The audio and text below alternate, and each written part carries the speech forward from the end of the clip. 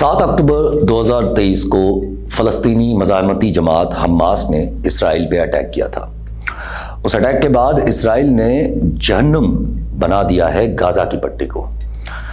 ہم اس جہنم پہ بات نہیں کریں گے، وہاں صرف افسوس اور غصہ ہے۔ ہمارا رخ ہوگا اس صورتحال سے جڑی سیاست پہ، اور اس سسٹم کو سمجھنے کے لیے تھوڑا ہسٹری بھی سمجھنا ضروری ہے۔ اس لیے یہ حماس ہے کیا؟ یہ حماس آئی کہاں سے؟ اور کیا یہ ہمیشہ سے لڑنے والی ٹیررسٹ آرگنائزیشن سمجھی جاتی تھی؟ دیکھیں، حماس کی جو تاریخ ہے وہ کافی پیچیدہ ہے، اور وہ کوئی اس کا برتھ جو ہے یا اس کی جو پیدائش ہے، اس کا جو سامنے آنا ہے، وہ کسی ایک دن یا ایک مہینے یا ایک سال کی بات نہیں ہے۔ یہ ایک تسلسل تھا۔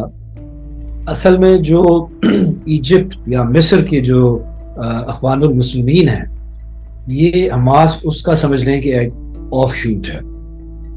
تو یہ جو علاقہ تھا غزہ، جسے اب کہا جاتا ہے، یہ غزہ پر کنٹرول کسی زمانے میں ایجپٹ کا تھا، مصر کا کنٹرول تھا۔ اور یہ 1967 کی جو عرب اسرائیل جنگ ہوئی، اس میں اسرائیل نے اس پٹی پر قبضہ کر لیا تھا اور پھر اس کا کنٹرول ساتھ رکھا۔ تو اس سے پہلے یہاں پر اس علاقے میں، جسے غزہ کی جو پٹی ہے، اس میں اخوان المسلمین کی سرگرمیاں تھیں 50 کی دہائی سے 50 اور 60 کی دہائی میں، اور ان کے خلاف مصر کے حکمرانوں نے بڑی سخت پابندیاں کی ہوئی تھیں، کیونکہ مصر میں زیادہ تر فوجی حکمران رہے ہیں، یا جو اگر سویلین بھی رہے ہیں تھوڑے بہت، تو وہ بھی فوج کے کنٹرول میں رہے ہیں، تو وہ وہاں پہ بہت زیادہ سختی تھی اس پہ۔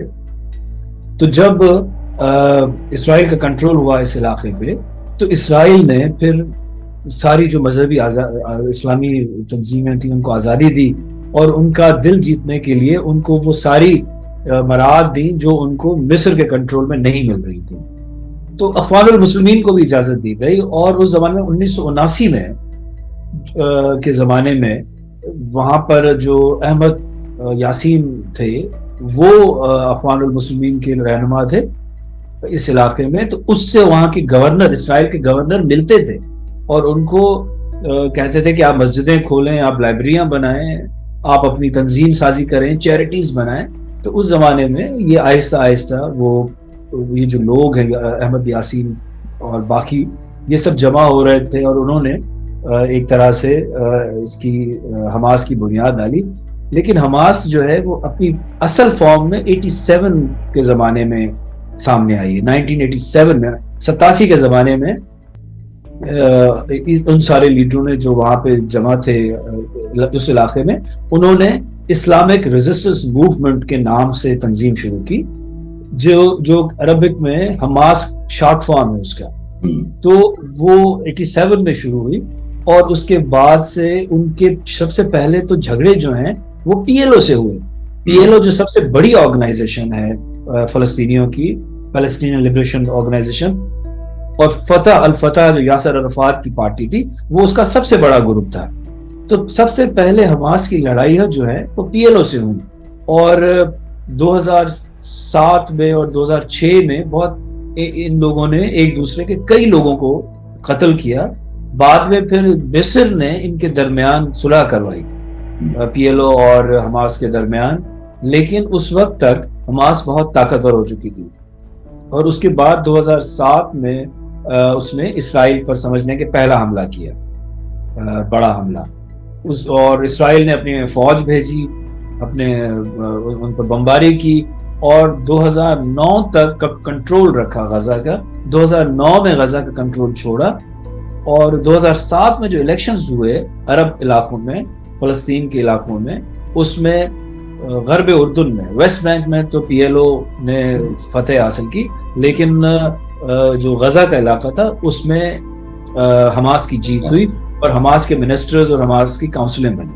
تو اس کے بعد سے الیکشنز وہاں پہ نہیں ہوئے، لیکن اس طرح آہستہ آہستہ حماس نے اپنی طاقت جمع کی ہے، اور اس میں اسرائیلیوں نے، اسرائیل کے اس زمانے کے گورنر نے اور اسرائیل کے دوسرے رہنماؤں نے پی ایل او کے خلاف ایک مضبوط طاقت بنانے کے لیے حماس کو انکریج کیا، حماس کو مدد دی، حماس کو سب طرح کی آزادیاں دی، کیونکہ حماس زیادہ مذہبی جماعت تھی اور ان کے خیال میں پی ایل او اور یاسر عرفات ماڈریٹ تھے اور وہ زیادہ سیکولر تھے، زیادہ ڈیموکریٹک تھے، لیکن یہ تھوڑے سے قدامت پسند مذہبی تنظیم تھی جس نے آہستہ آہستہ اپنا جو اثر و رسوخ بنایا اس علاقے میں۔ جب اسرائیل ورلڈ کو ہرا چکا تھا، جب اسرائیل کو اپنے مزاحمتی گروپ جیسے الفتح یا پی ایل او والے ٹھنڈے پڑ چکے تھے، اس مومنٹ پہ ایک انتہائی ریڈیکل آرگنائزیشن کا جنم لینا محض اتفاق تو نہیں ہو سکتا۔ اور جب فیکٹس اور ہسٹری میں یہ بھی واضح ہے کہ اسرائیل اور امریکہ نے حماس کو سپورٹ کیا تھا، تو یہ سوال اٹھانا لاجیکل ہے کہ ایک ریڈیکل آرگنائزیشن بنا کے کیا حماس کی آڑ میں امریکہ اور اسرائیل فلسطین کا کاز ہرٹ کرنا چاہتے تھے؟ یہ تھوڑا سا مشکل سوال ہے کہ کوئی میں یہ کہوں کہ ان کا سبب کیا تھا۔ یہ آئیڈیالوجی کا ڈفرینس ہے۔ مثال کے طور پہ پی ایل او اور الفتح اور یاسر عرفات اور محمود عباس آج کے زمانے میں، یا جو بھی ان کی لیڈرز ہیں فلسطینیوں کے، وہ سمجھتے ہیں کہ اسرائیل ایک حقیقت ہے اب، اور انہوں نے لڑکے بھی دیکھ لیا ہے۔ عرب ملکوں میں جو سپورٹ چاہیے اسرائیل کو، فلسطین کو، وہ ان کو نہیں مل رہی۔ عرب دنیا جو ہے وہ امریکہ کے ساتھ بھی تعلقات رکھتی ہے، بہت سارے عرب اقوام جو ہیں، ممالک جو ہیں، وہ اپنے تعلقات اسرائیل کے ساتھ بھی پیدا کر رہے ہیں، ریسٹور کر رہے ہیں۔ ایجپٹ کا تو بہت زمانے سے رہا ہے، لیکن دوسرے بھی، یو اے ای نے پچھلے دنوں بات کی، اسرائیل کی سعودی عرب کے ساتھ بھی بات چیت ہو رہی تھی تعلقات کو نارملائز بنانے کے لیے۔ تو فلسطینیوں کو لگتا ہے، پی ایل او کو لگتا ہے کہ جو اسرائیل ہے اب ایک حقیقت بن چکا ہے، اور ان کو نہیں لگتا کہ دنیا یا عرب دنیا یا مسلمان دنیا اس پوزیشن میں ہے کہ وہ اسرائیل سے کو ختم کر سکے یا اسرائیل کے وہ علاقے واپس لے سکے۔ تو پی ایل او کا یہ خیال ہے کہ دو نیشن جو انہوں نے ایک آئیڈیا تھا اس پہ ہی چلا جائے۔ اوسلو اکارڈ بھی ہوا تھا، اس پر ایک اوسلو اکارڈ بھی کیا تھا جس کے تحت وہ بننے جا رہے تھے۔ وہ صرف اس بات پہ آگے رک گیا تھا کہ اسرائیل جو فلسطینی ریفیوجیز ہیں دوسرے ملکوں میں چلے گئے ہیں، ان کی واپسی کی اجازت نہیں دے رہا تھا۔ تو اس وجہ سے وہ اکارڈ پھر ناکام ہو گیا۔ یہ جو آپ کا سوال تھا کہ کیا ہرٹ کرنے کے لیے بنایا گیا فلسطین کاز کو، مجھے نہیں لگتا کہ اس میں ایسا کوئی کانسپریسی ہوگی، لیکن یہ آئیڈیالوجیکل ڈفرینس ہے، کیونکہ حماس چاہتا ہے کہ جو اسرائیل کا وجود ہے وہ غیر قانونی ہے، اور وہ مسلمانوں کی زمین ہے، مسلمانوں کا علاقہ ہے، تو اسرائیل کو مکمل طور پر ختم ہونا پڑے گا، ختم ہونا چاہتے ہیں۔ ان کے مینیفیسٹو میں یہ ہے کہ کمپلیٹلی اسرائیل کو ہم ختم کر دیں، جبکہ پی ایل او وغیرہ کا یہ کہنا ہے کہ اب ہم شاید یہ نہ کر سکیں، تو مے بی ہم اس بات پہ اتفاق کر لیں کہ دونوں سائڈ بائی سائڈ رہ سکیں۔ تو یہ ایک آئیڈیالوجیکل ڈفرینس ہے۔ دوسرا یہ ہے کہ پی ایل او اور الفتح وغیرہ تھوڑے سے نسبتاً ماڈریٹ ہیں۔ الفتح میں کرسچنز بھی ہیں، جارج حباش ان کا ایک لیڈر تھا کرسچنز کا، وہ اس پی ایل او کا حصہ تھا، اور یہ جو حنان اشراوی ہیں وہ کرسچن ہیں، وہ اس کا حصہ ہیں۔ تو وہ تھوڑے سے انکلوسیو ہیں، ماڈریٹ ہیں، پروگریسو ہیں، اور لیکن حماس جو ہے وہ بہت زیادہ اسلامک فنڈامنٹل بلیوز کرتی ہے، اور اس کے تحت وہ اسرائیل کو مکمل نیست و نابود کرنا چاہتی ہے۔ حماس نے ہمیشہ جنگ کا راستہ ہی بہتر سمجھا ہے۔ حماس نے لڑنے کو ہمیشہ ترجیح دی ہے۔ حماس نے اوسلو اکارڈز کو اڑا دیا۔ ان شارٹ، حماس چاہتا ہے کہ اسرائیل ریورس ہو جائے، جو کم از کم آج کی دنیا میں تو ممکن ہو ہی نہیں سکتا، کیونکہ جب ریورس کر سکتے تھے تب عربز ہر جنگ ہار رہے تھے۔ کیمپ ڈیوڈ اکارڈز ہوں، ان کو اسرائیل نے اڑا دیا، اوسلو اکارڈز ہوں، اسرائیل نے ان کو ماننے سے انکار کر دیا۔ تو مطلب اسرائیل ریورس تو ہو نہیں سکتا، البتہ صرف وہ 2 اسٹیٹ فارمولے کو ہی تسلیم کر لے، یہی بڑی بات ہے۔ اس سب باوجود بھی حماس نے اٹیک کیا 7 اکتوبر کو۔ مقصد کیا تھا حماس کا؟ دیکھیں، اس میں 2 باتیں کہ وہ اچیو کیا کرنا چاہتے تھے۔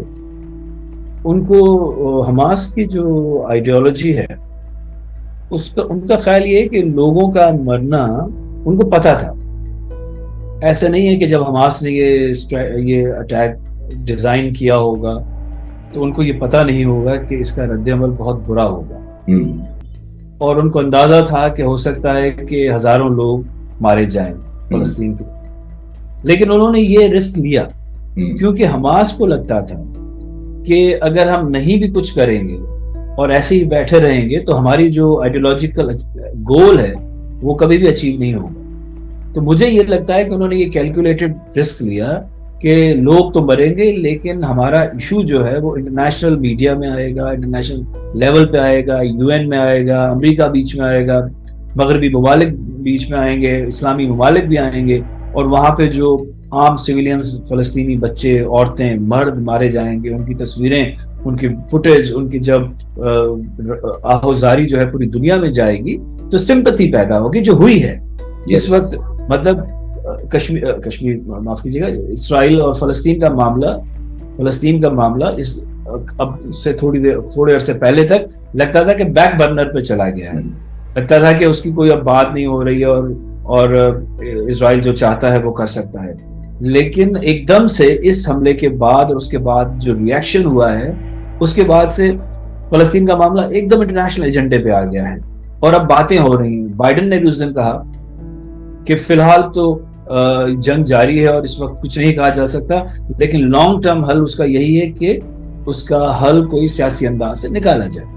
دیکھیں اس حملے سے پہلے وہ تقریباً 10 سال کے بلاکیڈ میں تھے، اس ریجن کو ایک دنیا کی سب سے بڑی اوپن جیل کا نام دیا گیا، کیونکہ وہاں پر اسرائیل نے جس طرح کے بلاکیڈ کیا ہوا تھا کہ لوگ نہ نکل سکتے تھے نہ آ سکتے تھے، وہ روزگار کے لیے بھی جو تھوڑے بہت 1700-1800 لوگ جاتے تھے اسرائیل جاب کرنے کے لیے، ان کو بھی 10 چوکیوں سے، فوجی بیرکوں سے گزرنا پڑتا ہے۔ دوسری طرف رفح کا جو بارڈر تھا ایجپٹ کے ساتھ وہ مصر نے بند کیا ہوا تھا، تو ایک ان کو گھٹا کے رکھ دیا تھا اس علاقے کو، غزہ کو۔ تو یہ ایک نفرت اور ایک اینگر تو ہوتی ہے نا کہ آپ نے آکوپیشن کے خلاف ایک نفرت تو نیچرل ہے نا ہیومن سائیکی میں، تو لوگ جل رہے تھے، زمانے سے ان کو غصہ تھا، وہ آہستہ آہستہ وہ سمر کر رہا تھا سوسائٹی میں، اور ان کی کوئی سن نہیں رہا تھا۔ مطلب اس وار سے پہلے بھی سینکڑوں فلسطینی غزہ میں اور غرب اردن میں اسرائیل مار چکا تھا کسی کو۔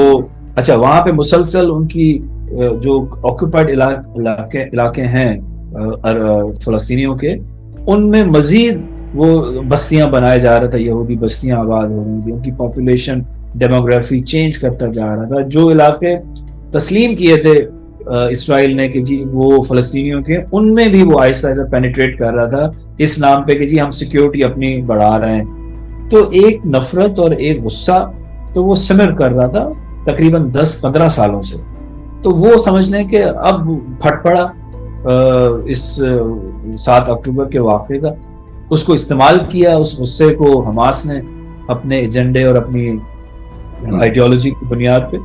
تو میرا تو یہ خیال ہے کہ یہ ایک بہت لمبے عرصے کا غصہ تھا، لوگ تپ گئے تھے، لوگ سڑ گئے تھے، لوگوں میں بے انتہا نفرت تھی، غصہ تھا، اور اس کی مینیفیسٹیشن یہ ہوئی کہ حماس نے اس غصے کو استعمال کیا اور یہ حملہ کیا، which is bad۔ یہ جو حملہ کیا یہ ایک غیر انسانی حملہ تھا، جس طرح انہوں نے، حماس نے بھی بے قصور ہزاروں سینکڑوں بے گناہ لوگوں کو قتل کیا، وہ بھی غلط تھا، لیکن اس کے جواب میں جو اسرائیل نے کیا وہ اس سے 10 گنا غلط ہے کہ انہوں نے بے دریغ جو ہے وہ ہزاروں لوگوں کو قتل کر دیا، بچوں کو، عورتوں کو، مردوں کو، ہسپتالوں کو، مسجدوں کو، پناہ گاہوں کو، ریفیوجیز کو۔ تو یہ تو اس سے بھی زیادہ خراب ٹیکٹک یا حملہ تھا۔ خیر، اب جب جنگ لگ گئی ہے، اتنے سارے بچے شہید ہو گئے ہیں، امریکہ کو بھی اب تپش محسوس ہونے لگ گئی ہے، چاہے وہ G7 کنٹریز ہوں، ہلکے ہلکے سروں میں سیز فائر کی آوازیں آنا شروع ہو گئی ہیں۔ UN کے اپنے 100 سے زائد ریپرزنٹیٹیو مارے گئے ہیں، UN جنرل سیکرٹری نے تو اس جنگ کو جینوسائیڈ قرار دے دیا ہے۔ تو پھر سوال اٹھتا ہے کہ امریکہ کس حد تک یہ جانے دے گا، اور کیا وہ موڑ بھی آ سکتا ہے کہ نیتن یاہو کو ہی پوری طرح اس سب کا ذمہ وار قرار دیا جائے؟ اور کیا نیتن یاہو کی قربانی ہو سکتی ہے اس جنگ کو ختم کرنے کے لیے؟ دیکھیں، نیتن یاہو کمزور ہو رہا تھا، انٹرنلی پولیٹیکلی بہت کمزور ہو رہا تھا، اور وہاں پہ اس کے خلاف خاص طور پہ وہ جو انہوں نے عدلیہ کے بارے میں قوانین بنائے ریسنٹلی، جو پارلیمنٹ نے پاس کیا بل، جس میں جوڈیشری کو کنٹرول کرنے کی ایک طرح سے بات تھی، تو بہت اس کی جو پاپولیرٹی ہے نیتن یاہو کی وہ گر رہی تھی۔ اچھا، پھر یہ ہوا کہ یہ جو حملہ ہوا اس کے بارے میں اسرائیل کو وارن کیا گیا تھا۔ مصر نے ان کو بتایا تھا، اسرائیلیوں کو، کہ اس طرح کا ایک بہت بڑا حملہ حماس پلان کر رہا ہے، تو آپ لوگ اپنا خیال کریں۔ دوسرا یہ کہ اسرائیل نے ایک بہت بڑا سیکیورٹی کا بنایا ہوا ہے فساد، کہ جی اسرائیل کی سیکیورٹی جو ہے وہ انبریچبل ہے، لیکن وہ سارے متس جو ہیں وہ اس 7 اکتوبر کے حملے نے توڑ دی۔ کہ ایک تو یہ کہ انہوں نے اس پہ پری ایمپٹ نہ کرنے کی جو پالیسی تھی، اس کی وجہ سے نیتن یاہو سخت تنقید کا نشانہ بن رہا ہے، اور وہ سمجھتے لوگوں کا یہ کہنا ہے کہ اس نے لوگوں کو مروایا اور کوئی ایکشن نہیں لیا تھا، تو وہ اس کو ذمہ دار ٹھہرا رہے ہیں۔ نیتن یاہو کے خلاف مظاہرے ہو رہے ہیں اسرائیل کے اندر، نیتن یاہو کو اپنی حکومت چھوڑنے کے لیے دباؤ ڈالا جا رہا ہے۔ تو اس لیے اب جو یہ اس کو موقع ملا، تو وہ اب اپنے آپ کو یہ پورٹری کرنا چاہتا ہے کہ he is a protector of Israelis and he is a strong man, he can fight until the end of the Hamas. تو وہ اس کو ثابت کرنے کے لیے مسلسل جنگ کر رہا ہے، اور اس کو لگتا ہے کہ اس سے اس کی جو پاپولیرٹی گر رہی تھی وہ شاید بہتر ہو، وہ شاید رک سکے۔ تو میرا خیال یہ ہے کہ وہ ڈیسیشنز لے رہا ہے اور وہ فورس کر رہا ہے، وہ یہ دیکھنا چاہتا ہے کہ دنیا کہاں تک اس کو ٹالریٹ کرتی ہے۔ آبویسلی اس کو پتا ہے کہ امریکہ ایک وقت پہ آگے، کیونکہ امریکن ڈیموکریٹک پارٹی کے اندر بھی اس پہ اختلافات ہو رہے ہیں، اس کے اپنے ممبرز آف پارلیمنٹ جو ہیں کانگریس کے، سینٹ کے، وہ اس کے خلاف بول رہے ہیں۔ ووٹ بینک جو ہے، کیونکہ سارے مسلمان، زیادہ تر مسلمان جو ہیں وہ ڈیموکریٹک پارٹی کو ووٹ دیتے ہیں امریکہ، وہ ان کو لگتا ہے کہ وہ ووٹ بینک بھی ان کا خراب ہو سکتا ہے، تو obviously سیز فائر کے لیے دباؤ بڑھے گا، اور نیتن یاہو سیز فائر پہ آمادہ ہو جائیں گے۔ لیکن اس وقت کیا ہے کہ کم از 200 سے زیادہ اسرائیلی ہوسٹیجز ہیں، یرغمالی ہیں حماس کے پاس۔ تو یہ چاہتا ہے نیتن یاہو کہ میں اس وقت تک بند نہ کروں، یہ جنگ بندی نہ کروں، جب تک کم از کم ان میں سے آدھے یا کچھ percentage of hostages is not freed. وہ چاہتا ہے کہ کچھ آ جائیں تاکہ وہ کچھ دکھانے کے لیے اس کے پاس لوگوں کو کہ جی ہم نے یہ تھوڑی سی ہماری ناکامی تو ہوئی، لیکن اس کے بعد ہم نے اپنی پوزیشن کو بہتر بنایا اور ہم ہوسٹیجز کو رہا کرانے میں کامیاب ہوئے اور حماس کی ہم نے کمر توڑ دی۔ تو آئی تھنک کہ اس وقت ڈیسیشنز نیتن یاہو خود لے رہے ہیں، لیکن اس کو ابھی تک دنیا کی، خاص طور پہ مغربی ممالک اور امریکہ کی سپورٹ حاصل ہے۔ مگر حماس اب بھی لڑ رہا ہے۔ حماس نے حال ہی میں جاری کی ہوئی ویڈیوز میں دکھایا کہ وہ کس طرح اسرائیلی آرمی کے ٹینکس کو تباہ کر رہا ہے۔ مطلب صحیح ہے، لڑائی برقرار رکھی ہوئی ہے حماس نے، لیکن ایک ملک کے سامنے جس کے ساتھ امریکہ اور نیٹو جیسے جائنٹس کھڑے ہیں، اس ملک کے ساتھ لڑنا وداؤٹ اینی سپورٹ یہ ممکن نہیں ہے۔ تو کسی نہ کسی کی طرف سے تو حماس کو سپورٹ ہے۔ سب کا اشارہ موسٹلی ایران کی طرف ہے۔ ایران کا حزب اللہ کو سپورٹ کرنا تو سمجھ آتا ہے کیونکہ حزب اللہ ایک شیعہ آرگنائزیشن ہے، لیکن حماس تو عربز اور سنی آرگنائزیشن ہے، اس کو ایران سپورٹ کر رہا ہے۔ اس کی لاجک کیا ہے؟ دیکھیں، ایران جو ہے وہ اوبویسلی اس کا جو آئیڈیا ہے وہ یہ، ان کی جو کانسٹیٹیوشن یا ان کی جو وہاں پہ جو ملا کنٹرول رکھتے ہیں حکومت پہ، وہ بھی اسرائیل کا خاتمہ چاہتے ہیں۔ ان کا یہ کوئی ڈھکی چھپی بات نہیں ہے، وہ امریکہ کے خلاف ہیں، امریکہ کے خلاف لڑنا چاہتے ہیں، امریکہ کو تباہ کرنا چاہتے ہیں اور اسرائیل کو ختم کرنا چاہتے ہیں۔ تو نظریاتی طور پہ حماس اور ایران کی ہم آہنگی ہے۔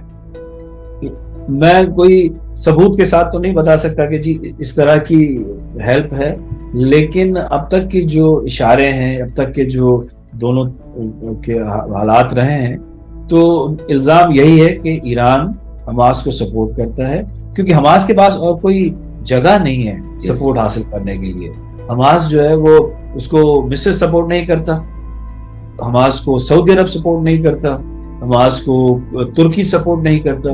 تو جو واحد بڑی طاقت ریجن میں ہے، جو کیونکہ حزب اللہ کو تو ڈائریکٹلی ایران سپورٹ کرتا ہے، اور حزب اللہ اور یہ جو حماس جو ہیں ان کے لنکس بہت قریبی ہیں، اور اوبویسلی یہ جو قربت ہے وہ ایران کے ہی تھرو چینلائز ہوتی ہوگی. تو ایران کا ظاہر ہے اس میں ضرور کچھ نہ کچھ حمایت اور مدد رہی ہو، لیکن اس کو پریونٹ کرنے کے لیے امریکہ نے اپنا فوجی بیڑا بھیجا ہے گلف میں کہ جی اگر کوئی معاملہ بڑھتا ہے تو کم از کم میرے فورسز وہاں پہ ہوں، وہ ایران کو روک سکیں.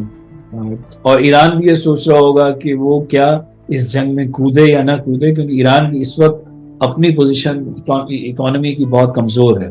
تو مجھے نہیں لگتا کہ ایران یہ وینچر کرے گا ڈائریکٹلی. ایران پراکسیز کے تھرو تو لڑ سکتا ہے، لیکن وہ ڈائریکٹ خود انوالو ہو مجھے نہیں لگتا کہ یہ ابھی فی الحال نظر آتے ہیں. جب یہ واضح ہے کہ ایران حماس کو اس جنگ میں سپورٹ کر رہا ہے اور انکل سیم یعنی امریکہ کو اس بات کا بھی خدشہ ہے کہ اس جنگ میں ایران یا کوئی اور ملک ڈائریکٹلی بھی انوالو ہو سکتا ہے، اسی لیے انکل سیم نے اپنے ٹروپس اور بحری جہاز اسرائیل بھجوا دیے. تو پھر اس بات کو خارج الامکان کیسے قرار دیا جا سکتا ہے کہ چائنا اور رشیا تھرو ایران انوالوڈ ہیں اس جنگ میں؟ کیونکہ اس جنگ سے تو دنیا کی سطح پر ہزاروں لوگوں کی شہادت کے علاوہ دو چینجنگز آئی ہیں. ایک سعودی اسرائیل ڈیل جو نارملائزیشن کے ٹاکس تھے وہ ہرٹ ہوئے ہیں، اور دوسری طرف یوکرین سے نظر ہٹی ہے. نہیں، وہ ایک چھوٹا معاملہ ہے. آئی تھنک کہ اگر نارملائز ہونے جا رہے تھے سعودی عرب کے ساتھ، پہلے تو اس میں بھی بہت بڑی اف ہے کہ کیسے کن کنڈیشنز پہ ہوتے ہیں نارملائز سعودی عرب اور اسرائیل کے درمیان تعلقات. اوبویسلی جو نئے کراؤن پرنس ہیں محمد بن سلمان، وہ کافی لگتا یہ ہے کہ مغرب کی طرف دیکھتے ہیں اور ویسٹرنائز کلچر کو وہ شاید زیادہ بہتر سمجھتے ہیں، اور آہستہ آہستہ وہ مراعات اور وہ فریڈمز دے رہے ہیں سعودی عرب میں جن کا تصور آج سے 10 سال پہلے تک نہیں تھا. وہاں پہ عورتیں کاریں چلا رہی ہیں، سینما ہو رہے ہیں، سلمان خان جا کے وہاں پہ اسٹیج شو کرتے ہیں. ایک بہت بڑا دنیا کا ماڈرن شہر بن رہا ہے جس میں کہا جا رہا ہے کہ پبز، بارز، کلبز، کسینوز سب ہوں گے. تو سعودی عرب ایک ڈفرنٹ پاتھ لے رہا ہے، ڈفرنٹ راستہ لے رہا ہے. تو اس دوران یہ شاید ہوتا کہ وہ اسرائیل کو تسلیم کر لیتی یا کچھ کم از کم بات چیت ہوتی یا کچھ سی سطح پر تعلقات میں کچھ بہتری آتی، تو وہ ان حالات میں سعودی عرب کے لیے ممکن نہیں ہوگا، اور کسی بھی دوسرے مسلمان ملک کے لیے بھی بڑا مشکل ہوگا کہ زیادہ پروگریس کرے. لیکن یہ کہ یہ جنگ تو ختم ہو جائے گی، مطلب 10 دن اور چلے، 15 دن اور، this cannot be indefinite war. Obviously it has to stop somewhere. Maybe آج 10-11 ہزار فلسطینی ہلاک ہوئے ہیں اسرائیلی حملوں میں، ہو سکتا ہے 15,000 ہو جائیں، ہو سکتا ہے 20,000 ہو جائیں، خدا نہ خواستہ. لیکن اس جنگ کو رکنا پڑے گا کسی نہ کسی سٹیج پہ، اور آخر میں بات کرنی ہی پڑتی ہے. I personally don't believe in so many conspiracy theories. میں یہ نہیں کہہ رہا ہوں کہ conspiracies نہیں ہوتی ہیں، ہوتی بھی ہیں، لیکن یہ تھوڑی سی فار فیچڈ ہوتی ہیں. بہت زیادہ چیزیں ایسی ہوتی ہیں کہ اب یہ کہ جی یوکرین سے ہٹانے کے لیے روس نے ایران سے کہا، ایران نے حزب اللہ سے کہا، حزب اللہ نے حماس سے کہا، حماس نے پھر تیاریاں کی اور یہ کیا. تو آئی ڈونٹ نو کہ یہ ان تھیوری تو پاسبل ہو سکتا ہو، لیکن it requires a really brilliant kind of a big secretive organization to organize such a huge operation through so many channels to execute. تو مجھے پرسنلی میں نہیں اس پہ کچھ کہہ سکتا either way، لیکن بظاہر لگتا نہیں ہے کہ ایسا کچھ ہے. ویسے اس پوری جنگ میں دنیا یونیپولر نہیں رہی، یہ واضح ہو گیا ہے. دنیا میں چاہے سیکیورٹی کاؤنسل ہو، ویسٹرن میڈیا ہو یا ویسٹرن لیڈرشپ، برے طریقے سے ایکسپوز ہو گئے ہیں، اور اس کا فائدہ کسی اور کو ہو نہ ہو چائنا اور رشیا کو ضرور ہوگا. اور اسی وجہ سے امریکہ میں ڈیموکریٹس کو شاید خاصا نقصان بھی ہو، کیونکہ ایک تو عرب امریکنز یا مسلم امریکنز ڈیموکریٹس کو ہی سپورٹ کرتے ہیں، اور الیکشن 2024 میں ہے جس کا ڈیموکریٹس کو شاید نقصان اٹھانا پڑ جائے۔ دوسری طرف بائیڈن ایڈمنسٹریشن پہ یہ انبار بھی گرے گا کہ وہ ورلڈ آرڈر کو مینٹین کرنے میں ناکام رہے۔ آپ کہہ سکتے ہیں کسی حد تک، لیکن یونیپولر تو بیچ میں تھوڑا سا پیریڈ آیا جسے آپ یونیپولر کہہ سکتے ہیں، لیکن پھر چین نے بائی پولر ورلڈ کو دوبارہ انٹروڈیوس کر دیا تھا اپنی طاقت، اپنی اکنامک اور ملٹری مائٹ کے طور پہ۔ تو رشیا باہر چلا گیا تھا، یا رشیا سمجھنے کے سائیڈ وے ہو گیا تھا، اور آہستہ آہستہ چائنا اس کو ریپلیس کر رہا تھا۔ تو وہ بھی ایک بائی پولر ہی ورلڈ تھا، اور یہ جو یونیپولر ورلڈ کا میتھ ہے یہ تو بہت پہلے ختم ہو چکا ہے میرے خیال میں، کہ امریکہ کے خلاف اور امریکہ کے سامنے جو دوسرے فورسز ہیں، جس میں رشیا اور چائنا اور ایران اور پاکستان بھی کسی حد تک، اور انڈیا، تو آئی تھنک یہ صرف ایک تھیوریٹیکل بات تو کہہ سکتے ہیں، لیکن in reality there is no unipolar world, there is a multipolar world, and all other forces are there and equally affecting. Sorry, میں نے کہا and equally affecting, all other players are equally affecting. Maybe not equally, لیکن یہ کہ اپنے طور پہ، مثال کے طور پہ رشیا یوکرین پہ اب بھی قابض ہے، yes، اور امریکہ کے سارے، یورپ کے سارے فورسز، ساری چیزوں کے باوجود بھی وہ قبضہ ختم نہیں کرا سکے۔ پوری دنیا، پورا یورپ امریکہ سپورٹ کر رہا ہے، ملٹریلی مدد کر رہا ہے یوکرین کی، لیکن رشیا کا کنٹرول ان علاقوں پہ اب بھی برقرار ہے جو وہ چاہ رہا تھا۔ جنگ چل رہی ہے، تو اگر یونیپولر ہوتا تو رشیا کو اپنے گھر بھیج دیتے، لیکن ایسا نہیں ہو سکتا۔ تو مجھے لگتا یہ ہے کہ یہ دونوں ہو سکتا ہے کہ ایکولی فورسفل نہ ہو، لیکن اپنے اپنے طور پہ دونوں ہی طاقت رکھتے ہیں، اور یہ چیز امریکہ سمجھتا ہے۔ جب بھی کہیں بھی جنگ لگتی ہے اس کا اثر دنیا کی اکانومی پہ ضرور پڑتا ہے۔ حال ہی میں یوکرین میں لگنے والی جنگ نے گلوبل اکانومی کو ہلا کے رکھ دیا تھا، اور اب یہ جنگ اگر بڑھتی ہے تو ظاہر ہے اس بار بھی گلوبل اکانومی پہ اثر پڑے گا۔ لیکن پاکستان جس کی اکانومی عرب انویسٹمنٹس پہ سانس لے رہی ہے، کیونکہ حال ہی میں پاکستان نے SIFC بنائی تھی جس کا صرف ایک ہی مقصد تھا کہ عرب ورلڈ سے انویسٹمنٹ لے آنا ہے، کیا اس انویسٹمنٹ پہ اثر پڑے گا؟ اور اگر پڑے گا تو کیا ہماری لوکل پالیٹکس پہ بھی اثر پڑے گا؟ آئی ڈونٹ تھنک کہ جو مڈل ایسٹ میں ہو رہا ہے اس سے پاکستان کی اپنی جو کوئی پالیسی یا اسٹریٹجی ہوگی اس میں کوئی فرق پڑے گا۔ پاکستان یہ چاہتا ہے کہ دنیا پاکستان میں انویسٹ کرے، اور عرب پیسہ آئے پاکستان میں، وہ اس سے کنیکٹڈ مجھے نہیں لگتا ہے۔ تو وہ اگر آنا ہوگا تو ویسے ہی آئے، کیونکہ یہ ایک جنگ ہے، لمیٹڈ جگہ پہ ہے، لمیٹڈ جنگ ہے، اس میں نہ عرب دنیا انوالو ہے نہ پاکستان کسی طرح انوالو ہے، تو وہ ایک الگ آئیڈیا ہے، الگ چیز ہے۔ مجھے نہیں لگتا کہ اس کا کوئی تعلق ہے آپس میں۔ ہر سوال کا جواب مل نہیں سکتا، اس لیے حالات کو دیکھ کے اندازہ یہی لگایا جا سکتا ہے کہ یہ جنگ اور نہیں چلنی۔ لیکن اس سب کا ایک نقصان بھی ہوا ہے، دنیا واپس اس طرف جا رہی ہے جہاں ہیومن رائٹس کی ڈیفینیشن ہر ملک کی سیاست کے ساتھ جڑ کے بالکل واضح ہو گئی ہے۔